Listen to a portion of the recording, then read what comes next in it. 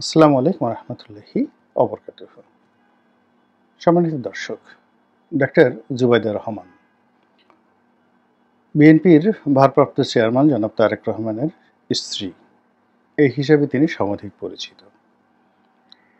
তার স্বামীর পরিচয় ছাড়া বা শ্বশুরের পরিচয় ছাড়াও তার একটি ব্যক্তিগত পরিচয় রয়েছে।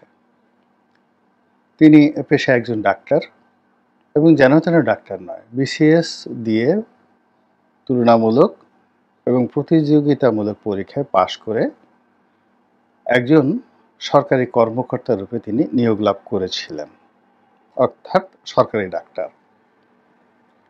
২ নম্বর হলো তার বাবা নৌবাহিনীর প্রধান ছিলেন এবং সাবেক মন্ত্রী ছিলেন।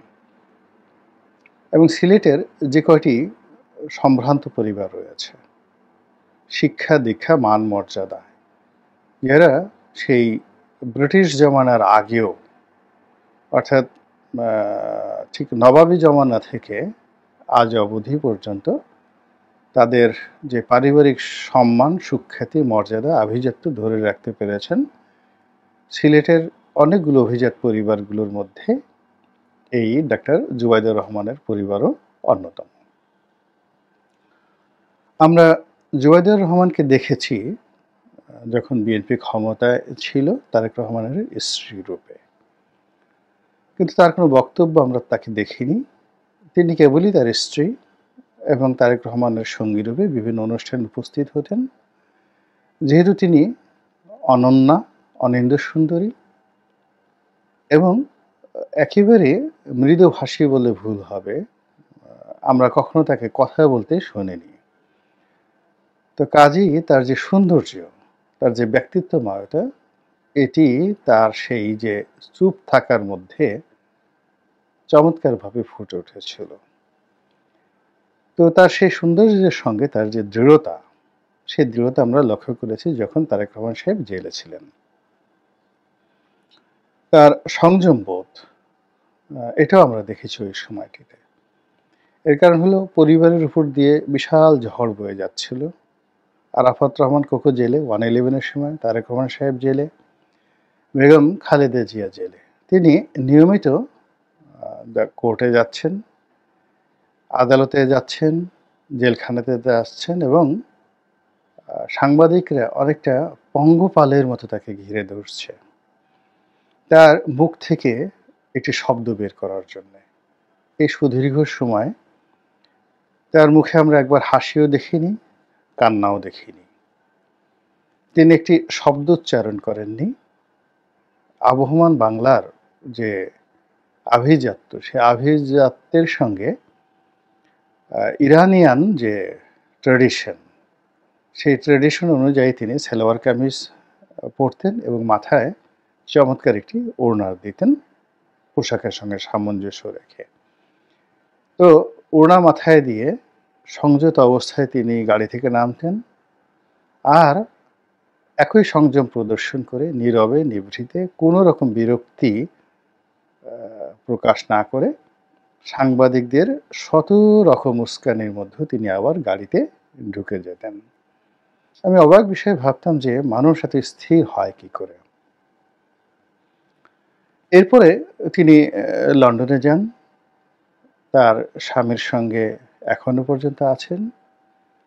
হাতে গোনা কয়েকটি অনুষ্ঠানে হালকা সামান্য কিছু কথাবার্তা, তাও এই বছর খানেক হলো তিনি বলেছেন খুবই সংক্ষিপ্ত আকারে।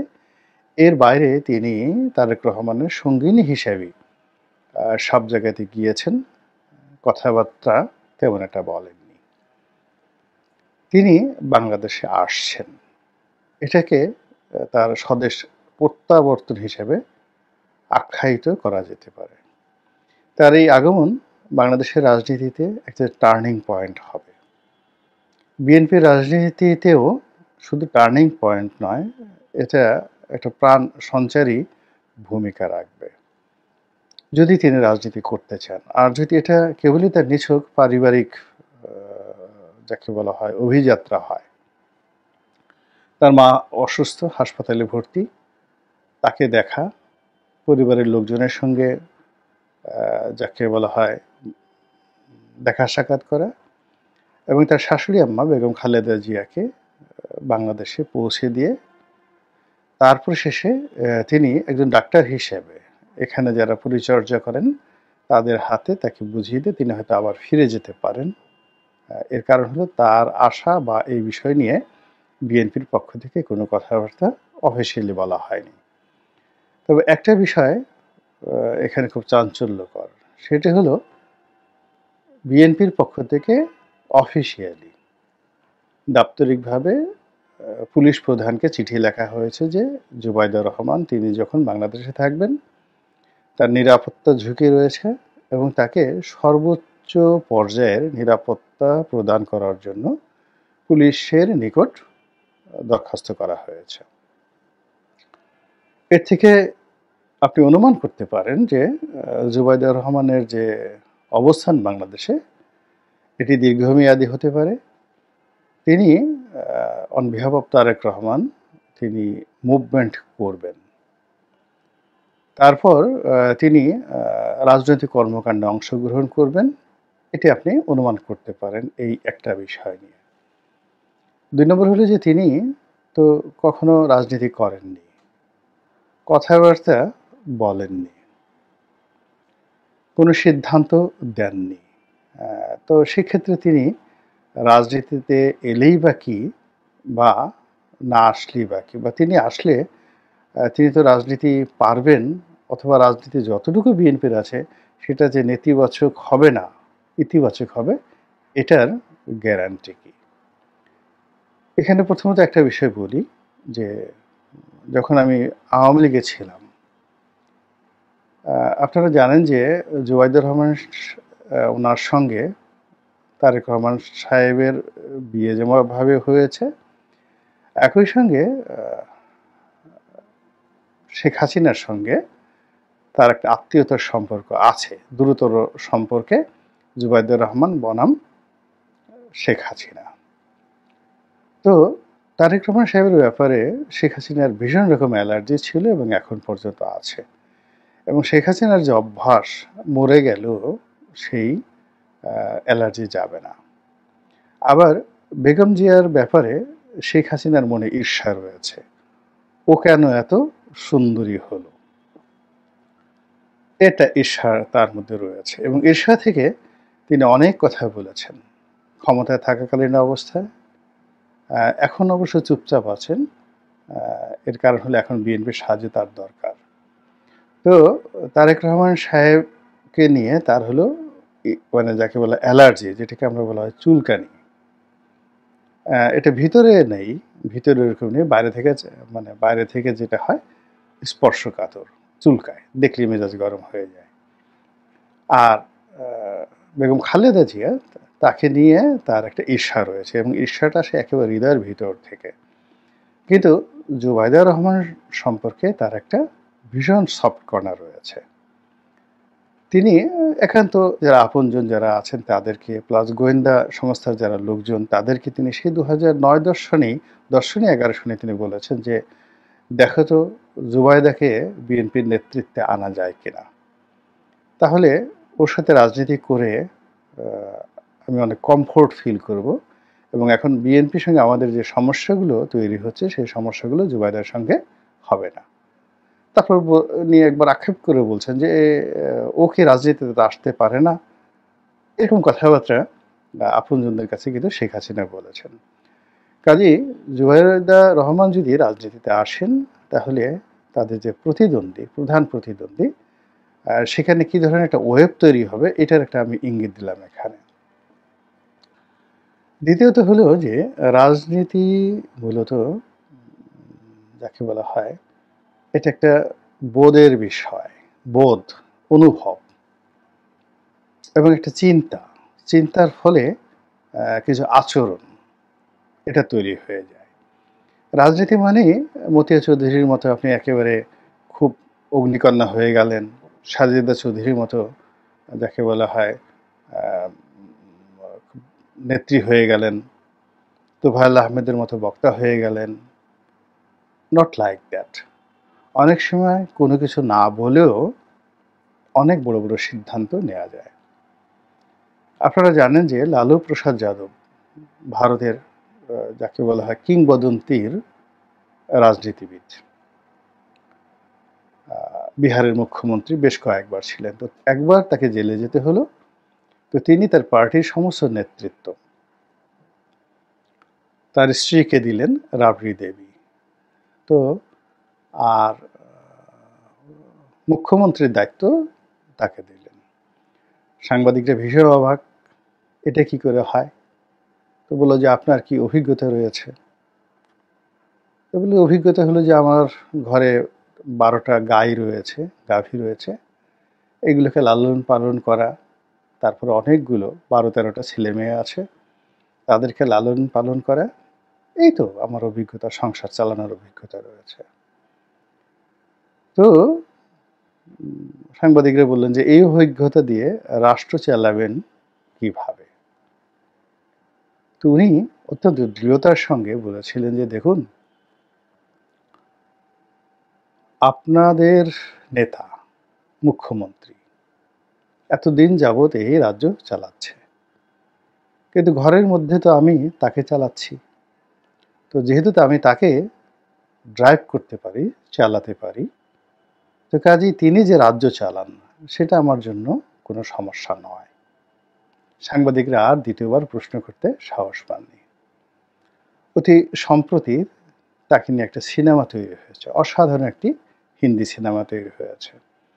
তো সেখানে তার যে ক্ষমতাকালীন সময়ে তিনি যে অসম্ভব কিছু কাজ করেছিলেন, দৃষ্টান্তমূলক কোনো কাজ করেছিলেন, সেইগুলোর উপর ভিত্তি করে একটা সিনেমা তৈরি হয়েছে এবং তার স্বামী জেল থেকে বেরোনোর পর আবার তিনি গৃহে ফিরে গিয়েছিলেন। তো এক্ষেত্রেও এটা প্রযোজ্য। সেটি হলো জুবাইদা রহমান, তার বাবা একটা বাহিনীর প্রধান ছিলেন। ফলে তার যে ব্যক্তিত্ব, তার যে শৃঙ্খলাবোধ, তার যে আভিজাত্য, ওটাকে আপনি মিলিটারি ডিসিপ্লিনের সঙ্গে তুলনা করেন। তার ব্যক্তিগত যোগ্যতা, অভিজ্ঞতা, এটাকে তুলনা করেন তার শিক্ষাগত যোগ্যতা, ডাক্তারি পড়া, এবং তিনি যেই সময় ডাক্তারি পড়েছেন সেই সময় প্রাইভেট মেডিকেল কলেজ ছিল না, এবং তিনি যেই সময়টাতে বিসিএসে অবতীর্ণ হয়েছেন সিভিল সার্ভিসে, সেটাও খুব সহজ ছিল না। এটাকে আপনি তার ব্যক্তিগত, যেটাকে বলা হয় হার্ডওয়্যার, যার জ্ঞান, বুদ্ধি, প্রজ্ঞা যেটা আল্লাহ তাকে দিয়েছেন, এটা আপনি এখানটার সঙ্গে তুলনা করেন। এরপরে তার যে অভিজ্ঞতা, সেই অভিজ্ঞতাটা হলো যে পিতার সেই রিটায়ার করার পর পিতা যখন মন্ত্রী ছিলেন, একজন মন্ত্রীর কন্যা সে যদি 5 বছরে শুধুমাত্র তার পিতাকে দেখে, এটার ফলে তার যে অভিজ্ঞতা হয় শুধুমাত্র দেখার কারণে, শোনার কারণে, এবং বাসায় যে সমস্ত লোকজন আসে এর ফলে যে অভিজ্ঞতা হয়, সেই অভিজ্ঞতা যদি ঢাকা বিশ্ববিদ্যালয়ে ছাত্র রাজনীতি করে 20 বছর রাজনীতি করলেও সবচেয়ে মেধাবী লোকটি সেই অভিজ্ঞতা সঞ্চয় করতে পারেন না। এটা হলো বাস্তবতা। তারপর তার বিয়ে হলো, বিয়ের পরে বহু রাজনৈতিক উত্থান পতন, ক্ষমতা হারানো, ক্ষমতা লাভ, অর্থাৎ জিয়া পরিবারের উপর যা কিছু হয়েছে পুরো জিনিসটিকেই তিনি দেখেছেন, অনুভব করেছেন, এবং এত কিছু করার পরেও তিনি সবসময় দৃঢ়তার সঙ্গে দাঁড়িয়ে থেকেছেন। এবং সর্বশেষ সেটি হলো তার শাশুড়ির সঙ্গে তার অসাধারণ একটি বন্ধুত্বপূর্ণ সম্পর্ক। তো আপনি যদি বেগম জিয়াকে 1 নম্বর দেন বা 100 নম্বর দেন, তো জুবাইদা রহমানকেও দিতে হবে। এর কারণ হলো তাদের মধ্যে পুত্রবধূর এবং শাশুড়ির যে সম্পর্ক, সেই সম্পর্ক তো মেনকা গান্ধীর সঙ্গে, যাকে বলা হয় ইন্দিরা গান্ধীর, ছিল দা কুমড়ার সম্পর্ক, ঝগড়াঝাটি, এমনকি মানে হাতাহাতির মতো পর্যায়ে তারা চলে গিয়েছিল। কিন্তু সোনিয়া গান্ধীর সঙ্গে শাশুড়ির সম্পর্কের কারণে সোনিয়া গান্ধী ভারতের রাজনীতিতে যে কিংবদন্তির মর্যাদা পেয়েছিলেন, এটা আমরা সবাই জানি। কাজেই বেগম জিয়ার সঙ্গে তার যে ব্যক্তিগত সুসম্পর্ক, অ্যাডাপশন, বন্ধুত্ব, এটি ইন্টেলেকচুয়াল লেভেলে না হলে এটা হতো না। এবং সাম্প্রতিক সময়ে দেখুন তাদের কিছু ছবি, আবেগঘন ছবি কাছাকাছি, এতেই বুঝতে পারবেন যে Begum Zia used to trust her. তাকে বেশি পছন্দ করেন। তো এমনকি তার সন্তানের চেয়ে হয়তো বেশি পছন্দ করেন। রক্তের সম্পর্কের সঙ্গে তুলনা হয় না। কিন্তু পুত্রবধূকে তিনি আ ঠিক ওইভাবে সম্মান করেন। ফলে কি হচ্ছে, বেগম জিয়া যে দুঃখ, কষ্ট, প্রাপ্তি, লাভ, অলাভ সবকিছুই উনি ধারণ করেন। তারপরে একেবারে সর্বশেষ তারেক জিয়া বিএনপি চালাচ্ছেন। কিন্তু তারেক জিয়াকে যে চালাচ্ছেন এটা জুবাইদা রহমান। এটা উনি বলুন আর না বলুন। তারেক রহমান সাহেব স্বীকার করুন বা না করুন, এটাই হলো বাস্তবতা। এখন সেই অভিজ্ঞতা নিয়ে তিনি বাংলাদেশে আসছেন। আসার পর এই দলটিকে তিনি কিভাবে পরিচালনা করেন, রাজনীতি তিনি কিভাবে করেন বা আদৌ রাজনীতি থেকে তিনি নিজেকে রাজনীতিতে তিনি জড়াবেন কিনা সেটা সময় আসলেই দেখা যাবে। আল্লাহ আমাদের সবাইকে হেদায়েত দান করুন এবং হেফাজত করুন। আসসালামু আলাইকুম ওয়া রাহমাতুল্লাহি ওয়া বারাকাতুহু।